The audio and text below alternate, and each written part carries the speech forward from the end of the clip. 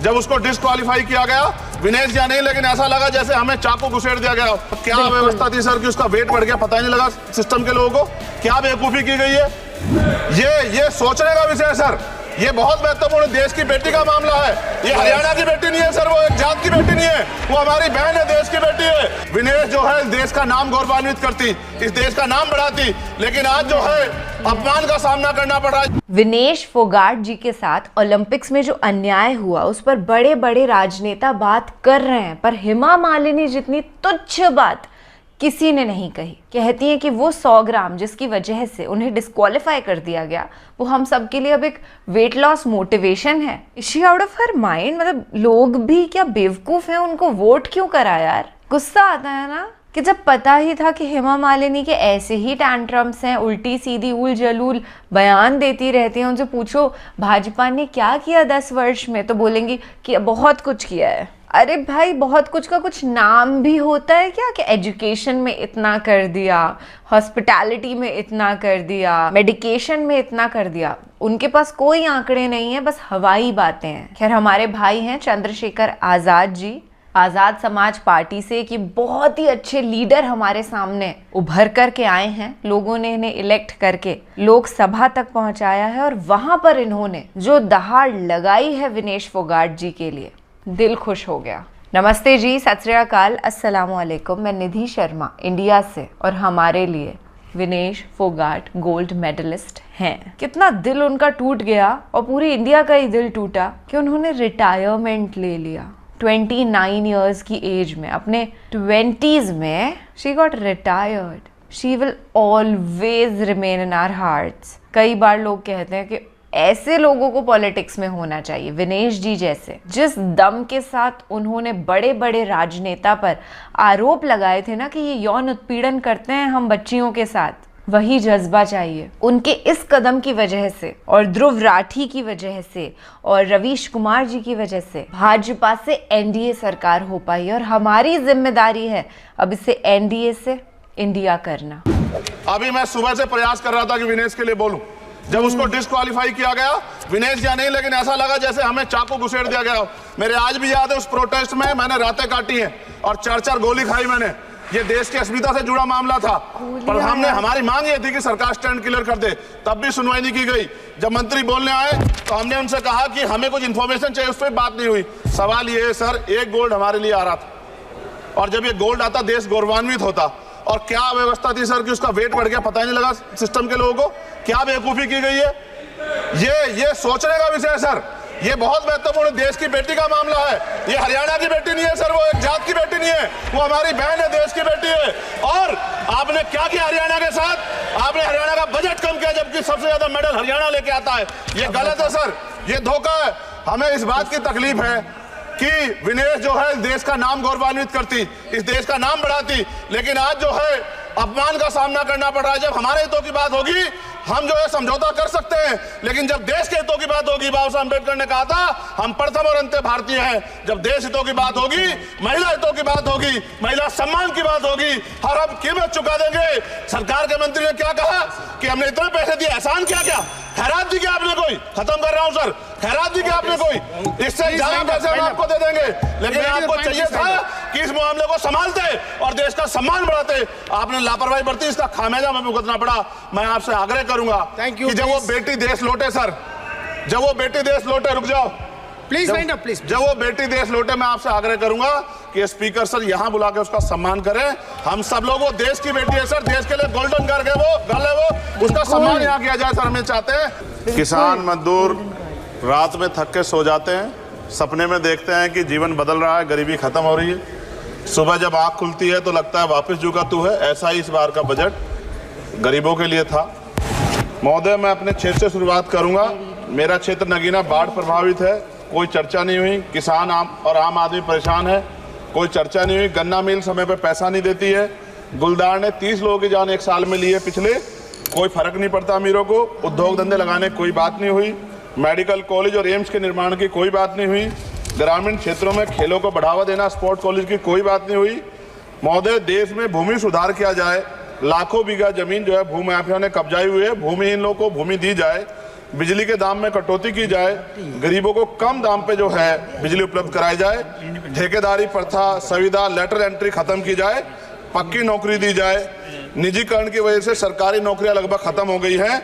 मेरी मांग है, और मैंने निजी विधेयक भी पेश किया था, कि निजी क्षेत्रों में SC ST की OBC के लोगों को आरक्षण की व्यवस्था कराई जाए और पुरानी पेंशन बहाल की जाए। लोगों के पास एक तरफ सरकारी योजना चलाकर प्रधानमंत्री आवास योजना जो है उसके नाम पर मकान दिए जाने की बात होती है, वहीं दूसरी तरफ लखनऊ के अकबर नगर को तोड़ दिया जाता है। नवी मुंबई में के खार घर में What is his name? Patil. Patil is not Shankar.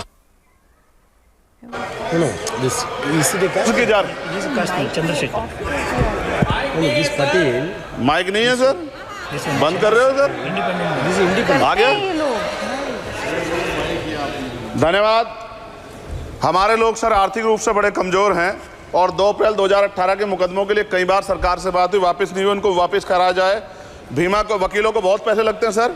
Bhima कोरे गांव में 3000 लोगों पे मुकदमे हुए थे महाराष्ट्र में, वो वापस नहीं हुए। पुणे में दीक्षा भूमि जो हमारा गौरव है उसका वहाँ पार्किंग बना के उसको अपमानित किया जा रहा है, इसको बंद कराया जाए।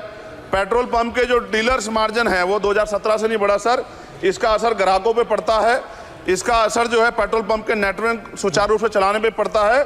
डीजल मार्जिन की बढ़ोतरी ना होने से हजारों कर्मचारी, लाखों कर्मचारी जो वहाँ काम करते हैं उनके जीवन पर असर पड़ रहा है। सहारा का में 10 करोड़ जमाकर्ता का लाखों करोड़ों रुपए जमा है। कंपनी बंद हो जाने के कारण 10 लाख से ज्यादा एजेंट बेरोजगार हो रहे हैं, नौकरी कहीं है नहीं। भुगतान ना होने के कारण जमाकर्ताओं के द्वारा एजेंट पर जबरदस्ती भुगतान कराने का दबाव बनाया जा रहा है, जिसके कारण 5000 से ज्यादा एजेंटों ने आत्महत्या कर ली है।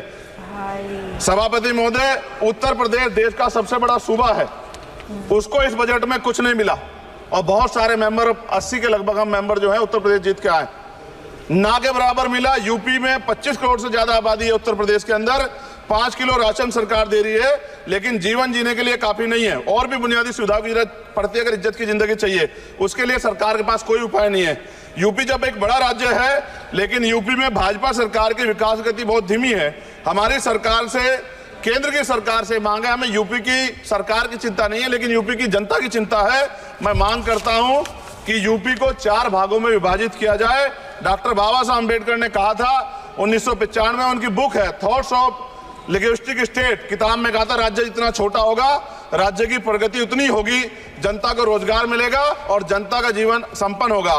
मोदी, एक बात मुझे आपसे कहनी है, आपने भी ये विषय उठाया था जब आप अपनी बात रख रहे थे, शेड्यूल कास्ट के साथ जो धोखा किया गया सुप्रीम कोर्ट के जरिए, आप इस बात को इस तरह समझे, 1.5 साल पहले मैंने मांग की थी, अगर इतना हितैषी हमारे लोग होते तो जब EWF 10% दे सकते हैं तो 5% शेड्यूल कास्ट के उन जातियों को दिया जा सकता था, लेकिन दृढ़ संकल्प और इच्छा शक्ति नहीं है गरीबों के उत्थान की। साथ साथ OBC की जातियां उनको भी दिया जा सकता था। ये जो हमारे साथ खेल किया गया है, ये खेल जो है इसमें बहुत गुस्सा है, सरकार को संज्ञान लेना चाहिए और सत्ता और विपक्ष दोनों जो है अपना स्टैंड क्लियर कर दें, क्योंकि दलित समाज, आदिवासी समाज इसको देख रहा है, वो भूलेगा नहीं, जो उनके गले काटने का काम करेगा उनको भूलेगा नहीं।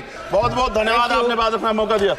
महिला विरोधी चुप रहे, Thank you. कोई महिला विरोधी नहीं बोलेगा बीच में। क्यों बात है भाई, from starting till the end एक एक बात चंद्रशेखर भाई ने परफेक्ट कही। मैं अपनी तरफ से ये भी कहना चाहती हूँ कि जो हमारे आदिवासी भाई हैं उनको रिलीजन कोड मिलना चाहिए, ताकि जब जनगणना हो तो एग्जैक्टली उनका भी स्टैटिस्टिक्स अलग से पता चल सके, और फिर जितने भी पिछड़े वर्ग के वो कम्युनिटीज हैं जो आगे नहीं बढ़ पाए हैं, उनके उत्थान की व्यवस्था सरकार को करनी चाहिए। भाई, एक परिवार होता है, वहाँ पर अगर कोई बच्चा पढ़ने में अच्छा नहीं होता या खेल कूद में अच्छा नहीं होता या उतनी तरक्की नहीं कर पा रहा होता है, तो माँ बाप मेहनत करके व्यवस्था करते हैं ना संसाधनों की कि बच्चा आगे बढ़े।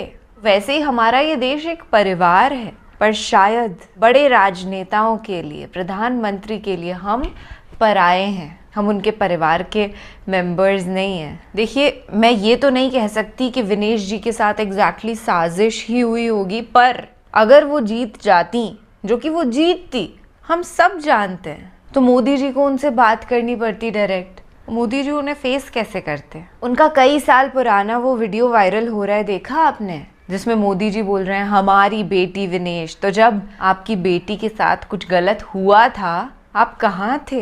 अभी जब हो रहा है आप कहाँ हो? आप अपनी बच्ची को कंसोल भी नहीं करोगे? कहते हैं हमारे परिवार की ही बेटी है। अगर सचमुच में परिवार समझा होता तो जिन भी लड़कियों के साथ, क्योंकि इतनी धाकड़ होती हैं, स्पोर्ट्स में होती हैं, उनके साथ अन्याय हो जाता है, यौन शोषण हो जाता है, उनके जो गुनहगार थे ना, उनको असलियत में सजा मिलती, सबको ऐसी प्रदर्शनीय सजा मिलती कि नेक्स्ट टाइम किसी की हिम्मत नहीं होती। पर अफसोस कि ऐसा नहीं हुआ। मैं एक बार फिर से चंद्रशेखर भाई को धन्यवाद करना चाहूंगी कि उन्होंने विनेश जी के लिए जिक्र किया लोकसभा में। नहीं तो हेमा मालिनी के जैसे बेशर्मी वाले बयान, जब ये सो कॉल्ड बड़े पॉलिटिशियन, भैया मेंबर ऑफ पार्लियामेंट है और ऐसी छोटी बात कर दी, वेट लॉस मोटिवेशन। विनेश जी का इमोशनल स्टेट आप सोच के देखिए कि कैसा होगा, और उस पे ये मैडम ऐसी बात करती हैं। खैर, जितनी बुद्धि होती है इंसान उतनी ही बात कर पाता है।